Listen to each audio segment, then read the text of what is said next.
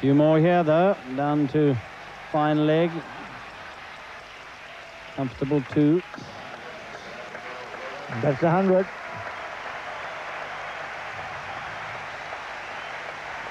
Without loss. Good start for South Africa. And it's going to be a really uphill battle for Pakistan to save this one now. So Wasim Akram has come back and right away has started to do a bit of probing. And that's close. He's gone with him. That's a leg before decision given by umpire Mitchley. So Wasim Akram takes his opposite number. Kepler Wessels, the break has been made as Wasim Akram comes back, and in his first over, immediately very testing and getting the wicket.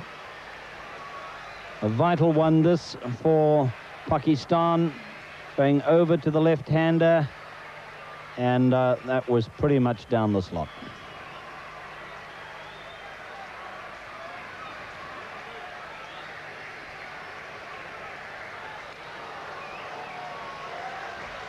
So Wasim Akram coming back to do the business. Kepler Wessels, a fine innings, leg before wicket for 42. It's 101 for 1.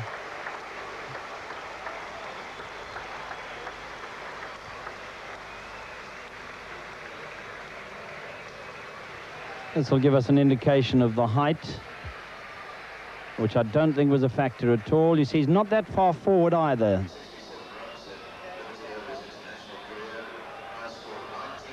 So into Peter Kirsten.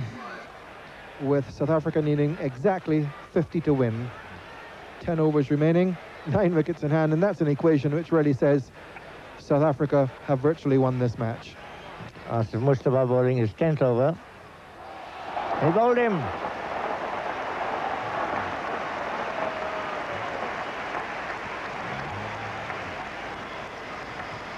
Kirsten out.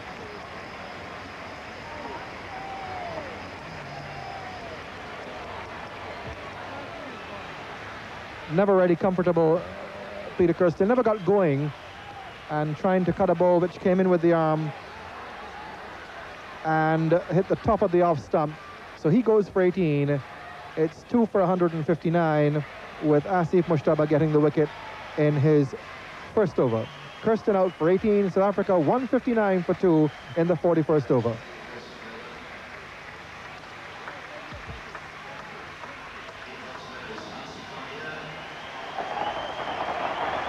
The dismissal of Kirsten, bowled by Asif Mustafa. He's had a good match as Asif Mustafa. He top scored for Pakistan, and now he's got one of the 2 wickets that have fallen. The other's been taken by Wasim Akram.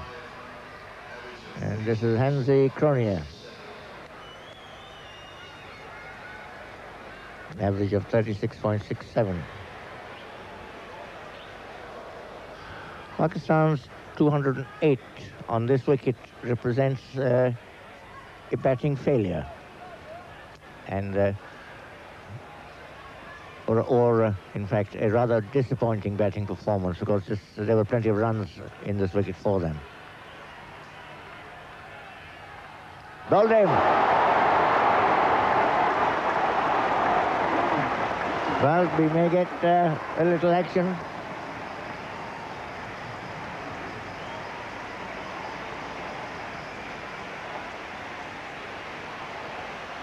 Well, a rather loose shot that finished Andrew Hudson's innings. It did come back a long way. Off stump taken out, a good delivery, but still he played it loosely. And he goes for 93. Here's the reception for Andrew Hudson, bowled by Waqar Younis, 93.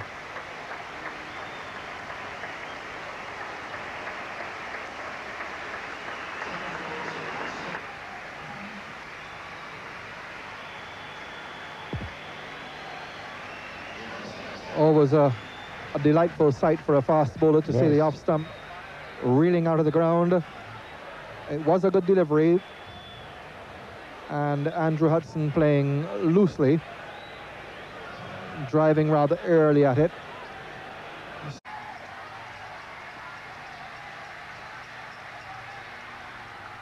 Hold him!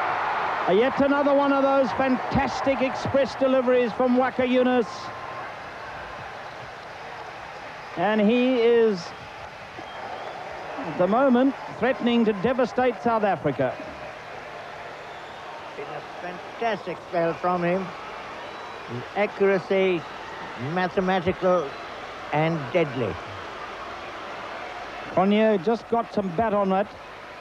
Waka Yunus bowling very cleverly, knowing that at this stage the batsmen are inclined to pull away, to square, give themselves room to play the shot. He fired it in at his pads on Yorker length, found the outside edge and hit his off stump. Here you'll see him get a little bit of bat onto it and then into the base of the off stump. And Hansie Cronje out for 11. Exactly, off stump is being replaced, Trevor. It is indeed.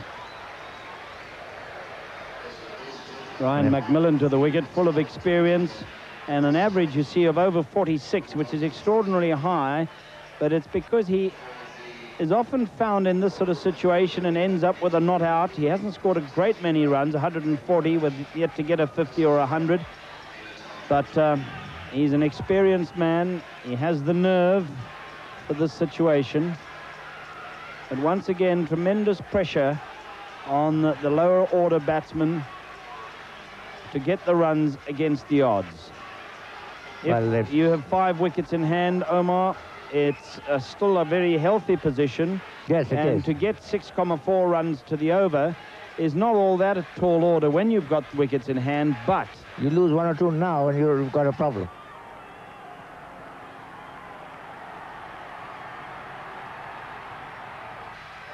There's misses.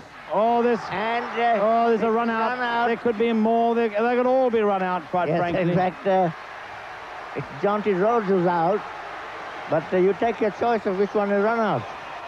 Well, that was suicidal. Jonty Rhodes trying to run a bye to the wicket-keeper, and Latif kept his cool and just underarmed it into the stumps. McMillan wasn't interested in coming. If you're going to do that sort of thing, you must plan it beforehand, and both batsmen must know exactly what's going on. You see, he pushes and misses, and Jonty Rhodes just keeps coming.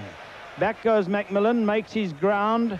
Rhodes is out by a mile, and so he's the one who has to walk just to make sure that they were going to get the decision. The ball was lobbed to many ready hands at the other side.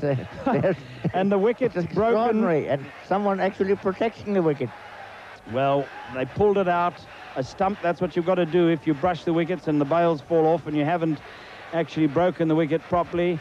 And he pulled out a stump, and just to make sure, but he didn't need to do it. Jonty Rhodes had been run out, and enter Dave Richardson, the wicket-keeper, who likes to just run them down to third man and so give the other batsman the strike. But they're now both new batsmen at the wicket, and with South Africa still 28 runs shy, this was madness. Yes, I mentioned that earlier on, so that's the last thing South Africa wants, is a run out. That's exactly what you got.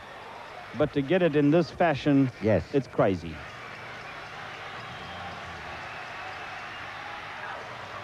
It's going to be very tight. Oh, they're taking absolutely suicidal runs now, and he's run out again by a mile.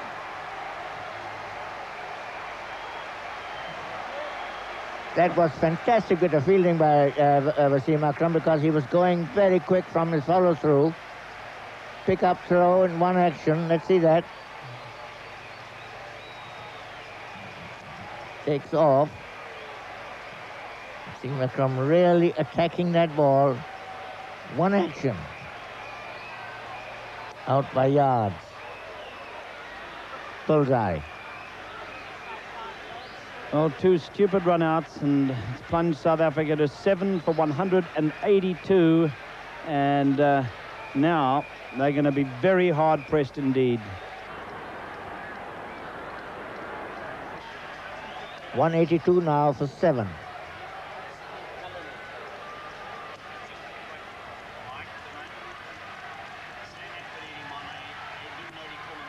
That's going to be 4. Now that again tilts the balance of this game. This is the sort of match this has turned out to be. Well, that was a marvellous cricket shot by Dave Richardson through the covers, and that's what South Africa needs. He needs a few more boundaries like that. So 189, so 20 runs needed by South Africa. 20 runs off 9 deliveries. You've got to make contact every ball. And this is going to be 4 runs, I think. Yes, it is indeed 4 runs of an outside edge. They all count, though. So 16 runs required. What a match. Not recommended for the weak and heart.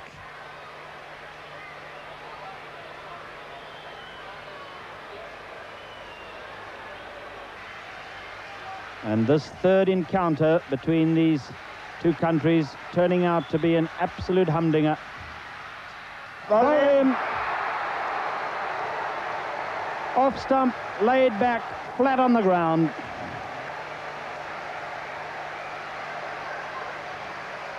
What a match. Again, it swung round.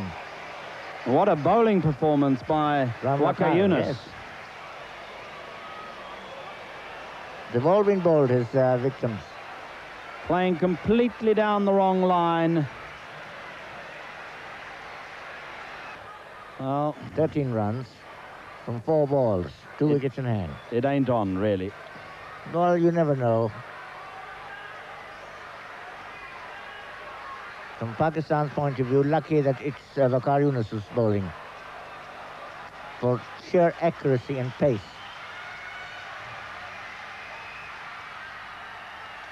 They swung him round. They get 1, and they go for the second. They should be run out, and he should be gone. Yes, he's gone out, run out.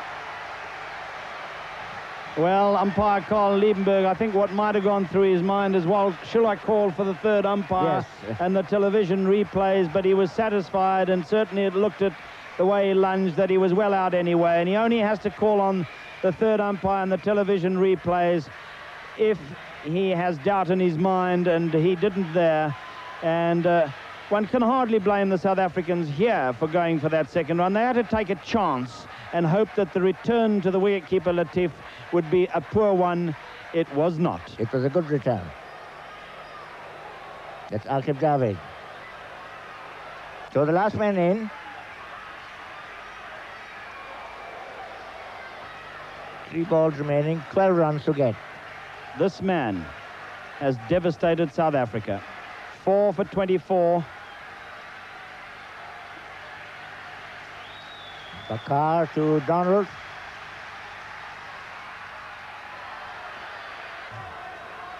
And South Africa, having beaten Pakistan in the only 2 previous one-day internationals, only 2 previous matches they've ever played against each other. This is wonderful revenge. Waqar to Donald. The last ball bowled him, and Pakistan have won. Yes, they've won in magnificent fashion, and Waqar Younis has taken 5 wickets for 25 runs. An absolutely unbelievable performance. In 5 overs. One can't believe that Bob Cowper, who is the series referee and match referee here today, and also the adjudicator for man of the match, one can't believe that he will decide on anybody else but Waqar Younis with that bowling performance. But of course we'll find out that a little bit later. But this is how it ended. Another swinging Yorker into the bowler's